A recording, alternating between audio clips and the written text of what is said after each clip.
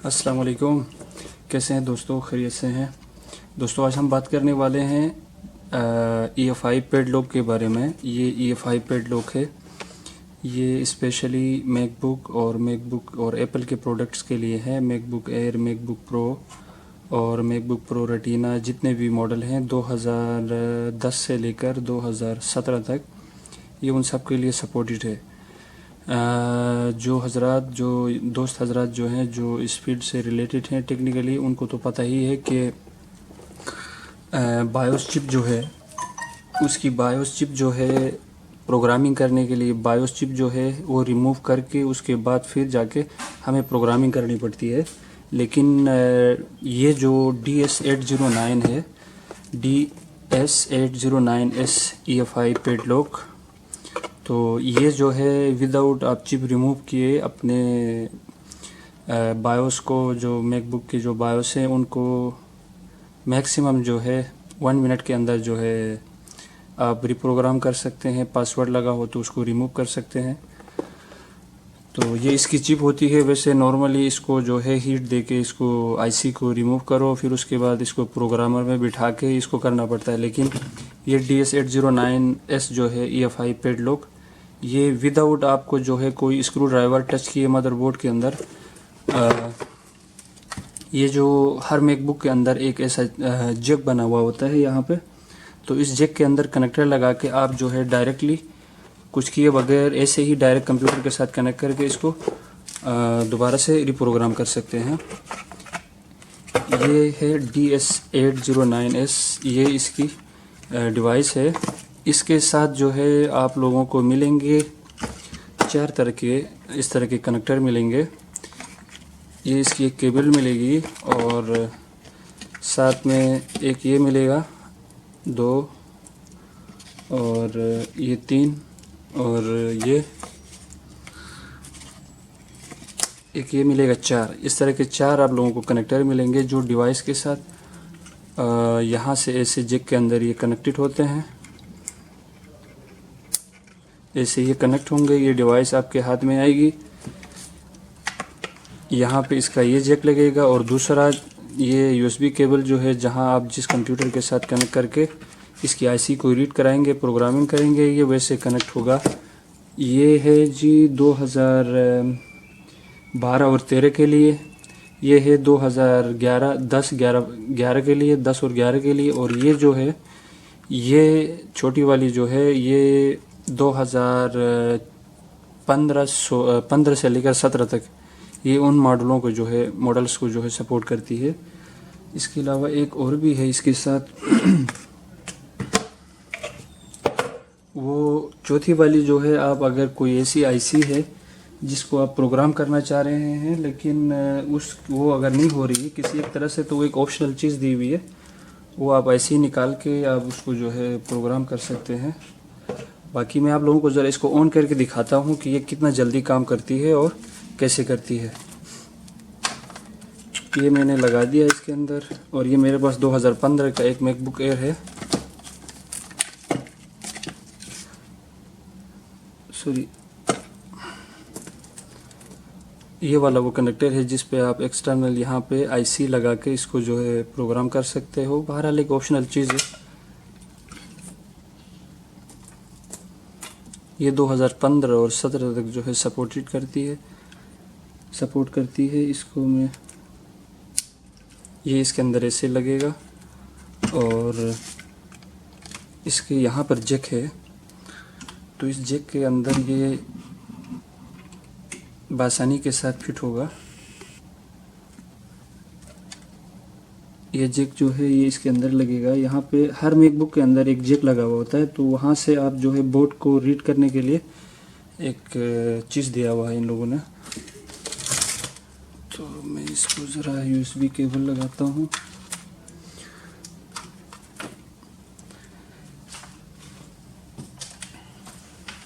इसके साथ ये करना पड़ता है, आप लोगों को बैटरी रिमूव करनी है।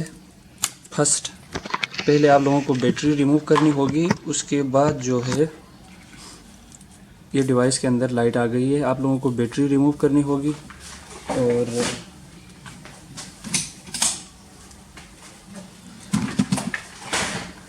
बैटरी जो है आप लोगों को रिमूव करनी होगी। उसके बाद ये कनेक्ट हो गया। और दूसरा मैं अपने लैपटॉप की तरफ स्क्रीन में आप लोगों को दिखाऊं। दूसरा जो है ऐसे USB जो है इसके साथ कनेक्ट कर दी है मैंने। और ये इसका सॉफ्टवेयर है iFix। तो ये इसका सॉफ्टवेयर है, इसको मैंने यहाँ से ओपन कर दी और ये USB मैंने यहाँ पे इसके साथ कनेक्ट किया हुआ है। तो उसके साथ आप लोगों ने चार्जर लगाना पड़ता है। बोर्ड को भी 3 वोल्ट चाहिए, उस IC की रीडिंग के लिए 3 वोल्ट चाहिए। इसलिए फर्स्ट सबसे पहले बैटरी रिमूव करना है, उसके बाद चार्जर की जगह पे यहाँ पे चार्जर लगाना। और जैसे ही लैपटॉप ऑन होगा पावर की बटन दबा के उसको बंद करना है, चार्जर लगे रहने देना है। ये मैंने चार्जर लगाया, चार्जर की लाइट ग्रीन हो गई, ये फ़ैन चल गया, लैपटॉप ऑन हो गया। तो मैं फ़ौरन पावर का बटन यहाँ से दबा के इसको जो है शट डाउन करूँगा, बंद करूँगा इसको। ये फ़ैन रुक गया, इसका मतलब ये बंद हो गया।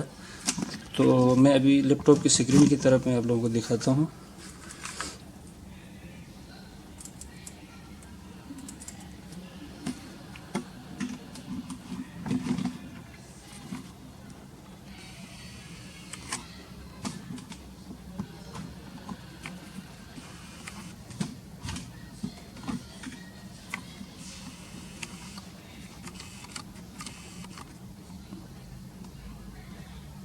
ये यहाँ पे लैपटॉप की स्क्रीन पे आया। अभी इसको यहाँ से मैं डायरेक्ट सीमार्क डिटेक्ट करवाऊँगा तो ये ऑटोमेटिक इसकी जो रीडिंग है यहाँ से ये वहाँ पे रीड करेगा। ये हो गया सीमार्क डिटेक्ट।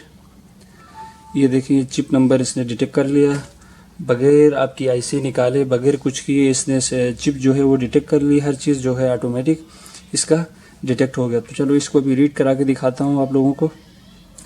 ये मैंने रीड पे कर दिया। तो ये अभी थोड़ा सा ये पुअर कनेक्ट का ये एक एरर देगा, इसको इग्नोर करना है। या हो सकता है आपका लैपटॉप दौरान इसको रीड कराने के टाइम पे फिर से ऑन होगा तो ये रीड नहीं करेगा। अगर वो ऑन होगा फिर से आपने बटन दबा के उसको बंद करना है, उसके बाद जो है ये ऑटोमेटिक रीड करेगा।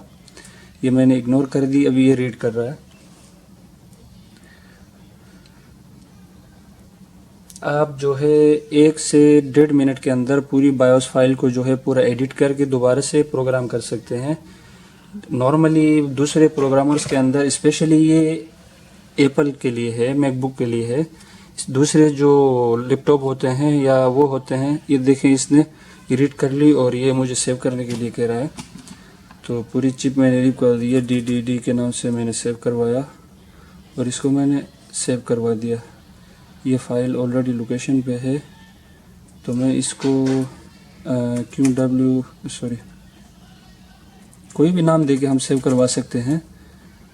तो इसको मैं सेव करवाता हूँ। You can't save this file, okay. Desktop पे मैं इसको सेव करवाता हूँ। यहाँ पे मैंने सेव कर दिया और ये फाइल हैज़ बीन सेव्ड, ये आया सामने। ये जो है ऑटोमेटिक इसने सारा कंप्लीट कर लिया।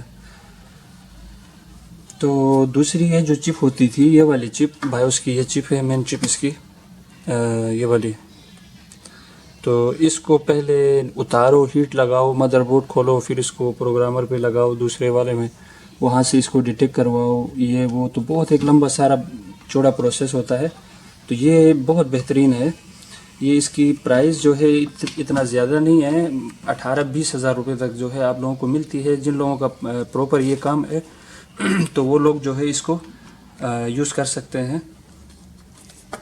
और इसके अलावा इसमें एक और ऑप्शन भी है। यहाँ पे एक ये केबल इसके साथ मिलती है, ये वाली केबल। यहाँ पे जैक लगता है। ये वाली केबल, कुछ मॉडल ऐसे होते हैं या कुछ ऐसे मदरबोर्ड हुए जो रीड नहीं हो रहे हैं क्योंकि उनके पावर का कुछ इशू होता है या कुछ मसला हो, अगर वो रीड नहीं हो रहे हैं तो इस डिवाइस में ये ऑप्शन है। आप यहाँ से ये केबल मल्टीमीटर की तरह यहाँ पे लगाना है। उसके बाद जो बायोस की जो चिप है, उस चिप के अंदर मिनिमम 3 से 5 वोल्ट जो है वो चिप को दे देते हैं, तभी वो रीड करती है। तो आप मदरबोर्ड बाहर निकाल के चिप उतारे बगैर भी इसमें लगाने के बाद आप एक पिन जो है IC की एक लेग के ऊपर रखें, जो मेन लेग है उसके ऊपर रखें, और बाकी जो है आप इसी तरह से भी नॉर्मल इसको रीड कर सकते हैं। ये यहाँ पे इन लोगों ने ये दिया हुआ है 3 वोल्ट, 2.5 वोल्ट और 2 वोल्ट। तो ये दिया हुआ इन्होंने, ये रीसेट का है। बहुत इजी एक डिवाइस है, बहुत इजी डिवाइस है। उसके अलावा भी इसकी वारंटी भी है, और अगर कुछ एरर आता हो, बीच में कुछ भी मसला हो, तो इसको आसानी के साथ रीसेट करने का यहाँ पे ऑप्शन दिया हुआ इन्होंने। ये बटन दबाने से पूरा रीसेट हो जाता है, और बहुत अच्छी डिवाइस है। नॉर्मली भी आप अगर अभी इस कनेक्टर के साथ भी यूज़ करके आप जैसे चिप को उतारते हैं, इसी तरह से इस्तेमाल भी कर सकते हैं। लेकिन एप्पल के प्रोडक्ट के लिए इजी और सेफ वे है। हीट लगाते वक्त कोई कंपोनेंट डैमेज नहीं हो जाए, कोई कुछ लगे नहीं कि हीट लगाए या कुछ ऐसा हुआ हो, तो एप्पल के प्रोडक्ट के लिए बहुत अच्छी डिवाइस है। ये यहाँ पे जैक है इसका,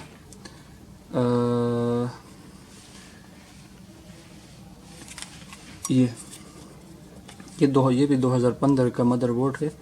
तो ये इस जैक के अंदर, ये वाला जो जैक है, इस जैक के अंदर आसानी के साथ लग जाती है और आसानी के साथ जो है बैठ जाती है। ये स्पेशली इन्हीं चीज़ों के लिए दिया हुआ ये केबल है।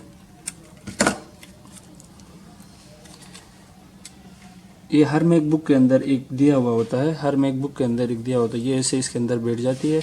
बस इसको डिवाइस के साथ कनेक्ट करना है और पावर कनेक्ट करना है, और उसके बाद आप लोगों ने रीड करवाना है। मदरबोर्ड खोल के उसके बैक साइड पे आईसी निकालने या कुछ करने की ज़रूरत नहीं है। तो दोस्तों, अगर हमारी वीडियो आप लोगों को अच्छी लगी हो, अगर ये आपको इन्फॉर्मेटिव वीडियो लगी हो, तो हमारे चैनल को सब्सक्राइब करें।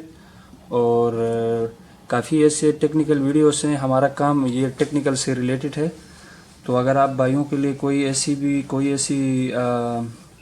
प्रॉब्लम फेस कर रहे हो मैकबुक एप्पल से रिलेटेड, एप्पल के किसी भी प्रोडक्ट के बारे में, हम बेसिकली एक एप्पल रिफर्बिश कंपनी में काम करते हैं। तो हमने अभी भी चैनल शुरू किया है। हमने कहा चलो हमारे पास जितनी भी मालूमात है वो आप दोस्तों तक शेयर करें। आपके मैकबुक में, आपके एप्पल के आईपैड्स में, किसी भी चीज़ में आप लोगों को कोई भी परेशानी आ रही हो, तो आप हमें कमेंट सेक्शन में बता सकते हैं। जितना हो सकता है हम आप लोगों को गाइड करेंगे। आप लोगों में से किसी को अगर एप्पल की फ़ाइलें चाहिए हों, बायोस की फ़ाइलें अनलॉक वाली, HP की, अगर आपकी अपनी फ़ाइलें भी हों जो लॉक हों, तो वो हम आपको अनलॉक करके दोबारा फ्री ऑफ कॉस्ट आप लोगों को दे देते हैं। अगर आप में से किसी को कोई भी फ़ाइल चाहिए, अभी आप लोगों को तो पता है, पिछली एक वीडियो में मैंने बताया था एक सॉफ्टवेयर के बारे में कि अभी ये जो 4th जनरेशन के बाद जितने भी लैपटॉप्स आए हैं, उनके अंदर जो है बायोस अगर लॉक हो तो दूसरी बायोस उस बायोस में काम नहीं करती है। पहले वालों में हम क्या करते थे कि 4th जनरेशन के नीचे जितने भी मॉडल होते थे, एक अगर बायोस लॉक हो तो उसको उठा के दूसरी बायोस की कॉपी उसमें डालते थे तो वो चल जाते थे। लेकिन अभी 4th जनरेशन के बाद जो भी बायोस की कॉपी आप उसमें डालेंगे, उसमें डिस्प्ले नहीं आएगा। 1 मिनट के बाद डिस्प्ले आएगा, 2 मिनट के बाद आएगा, अगर आएगा भी तो 15 मिनट 10 सेकंड के बाद लैपटॉप ऑटोमेटिक शट डाउन होगा।